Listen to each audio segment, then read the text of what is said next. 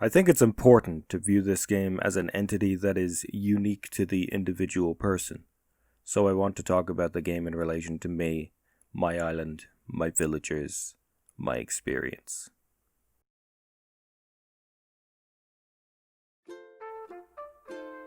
Released in 2020 and developed by Nintendo, Animal Crossing New Horizons is the first Animal Crossing I've played, as it's the first time I've owned a Nintendo console when one released. Previously, one of my biggest regrets in gaming was not having a 3DS when New Leaf was released, as my Twitter feed was packed with people playing it. When I did eventually get a 3DS, I didn't pick up New Leaf, because that moment had passed years ago and I saw the strength of that game in the community it fostered around its launch period. So obviously, I was super excited for New Horizons because I actually owned the Switch at the right time. My body was ready.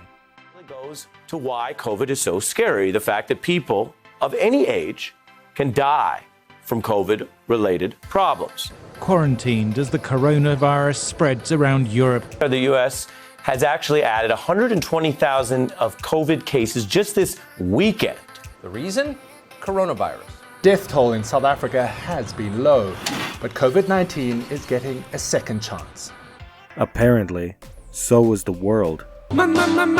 Corona. With a global pandemic forcing people inside, a game where you build a virtual life on a deserted island could only be a success.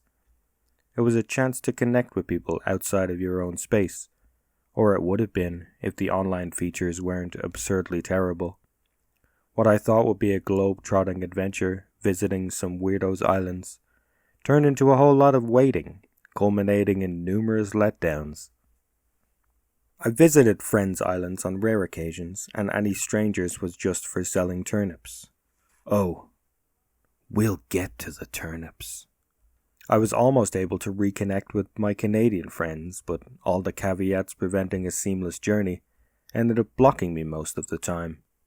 The impetus being on me to find people to let me scrounge around their space is psychologically difficult unless I have a solid reason for it. So in the end, Animal Crossing was a much lonelier experience for me. Only one person visited my island, so I never felt the need to spruce it up. I do have a large list of Switch friends now though, because of this game, for whatever good that does me. Let's take a tour of my island for a minute. I never did anything special with it, set up some spare dinosaur bones around the place and segregated all of my island's plants, occasionally setting them around villager houses so they feel mildly better about something. I made a crappy hot springs enclosure and a tiny playground of sorts. My Godzilla exhibit also leaves much to be desired.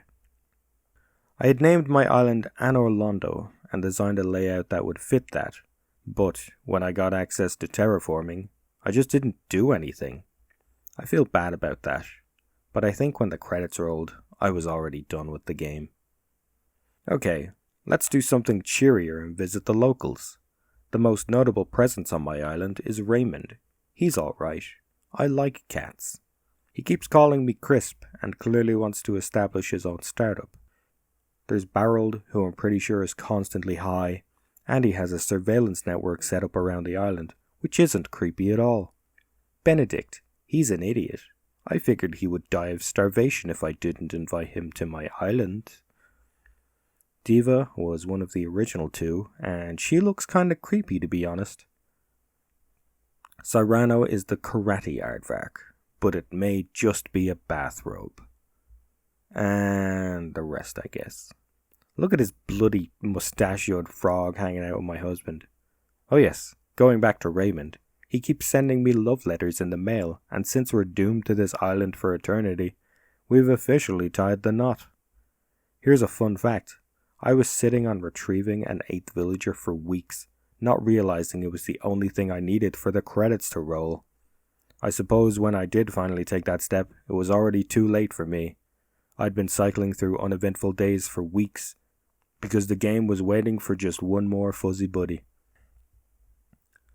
Let's talk about the approach to time management. This was something I didn't know about ahead of time, but there's an extremely limited number of things you can accomplish in a single day. with increasing diminishing returns when it comes to gathering, and shops closing at night time. I was prepared to sink hours and hours into working on my island, but that never happened. I never bothered to time travel, but boy, I followed some people who used it so liberally, it might as well have been years' worth of Animal Crossing in 3 weeks. I personally thought the time limitation was brilliant. A game that doesn't want you to play it too much? What an insane concept in today's video game climate. You've got huge, mediocre at best games constantly updating and selling shit on the side, pretty much copying the free-to-play model but adding a steep cost up front. For the record, I'd much rather play a trashy gacha game than play a Ubisoft game before it's finished. By the way, did you know Ubisoft has a culture of sexual assault and abuse that they've been covering up for years? I'm just going to throw that in there like the obligatory comment about racism when you discuss H.P. Lovecraft. Going back to gacha games, Animal Crossing can be similar to the experience of playing one F2P, but I'm limited as to what I can say about one of those unless I get paid for it. Wink! But there is a loop there that just fills a chunk of your day with little effort or challenge. It can have a profound effect towards adding some semblance of routine into a life without one. Okay, it's time to talk about the money problem. Fuck these nooks, fuck this turnip-chugging wretch, and fuck the stock market! What does Tom Nook do, you ask? Why, he gives you a house on a tropical island for an ever-increasing loan you can pay off whenever without interest. I'd commit crimes for that, you say. But what about the indentured servitude? There's this moment early on where he makes you build furniture for both indoors and outdoors for 3 homes after you just went off and spent your hard-earned tickets looking for more degenerates to populate your precious island that you're effectively trapped on, and all he gives you in return is a fucking fence. The extra islands you go to only give you the idea of freedom. In reality, the dodo tells you they rip up that flight plan every time they leave, which of course is a veiled threat that if you think you can escape, they can trap you on any old island to never be seen again. Later, Tom Nook makes you pay so someone else can move to the island. This was a huge reason for why I didn't grab that 8th villager. Meanwhile, the Nooklings are charging a handling fee for trying to sell things late. Then we have Daisy May, whom I missed the first month, utterly baffled where all the turnips people had were coming from, only to wake up early on a Sunday and realize why. But also, why? Why only for such a brief period? The Nooklings don't buy turnips on Sundays anyway, so limiting it till noon is weird. The stock market itself is a hellscape. The hours I dedicated to finding a buyer for my turnips online was nothing short of a huge mistake. This is where the economic problems I've already mentioned culminate and begin to bleed out into the real world. My brief attempt at taking part in this trend was harrowing. I spent far too many hours waiting around on turnip.exchange.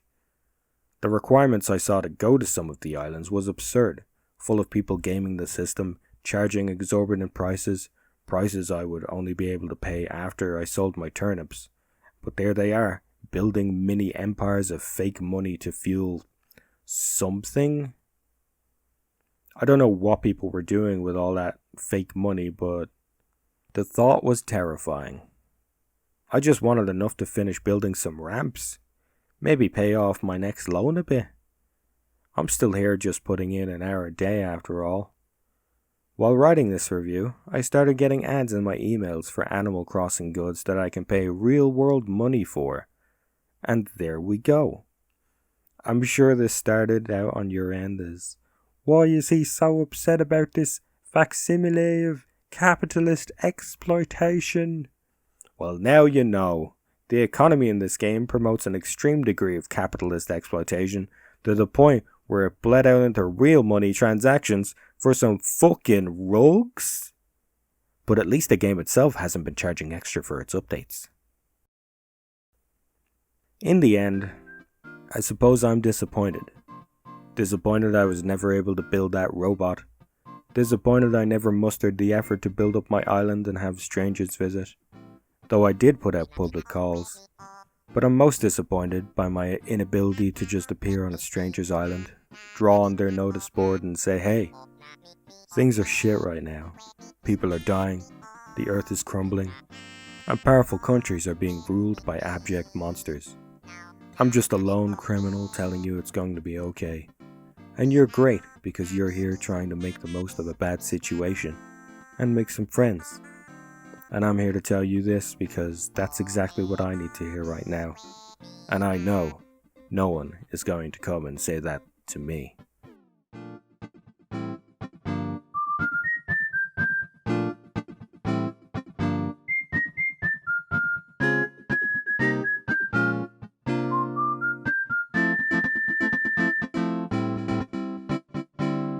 Me, na, que, na, o, que, me,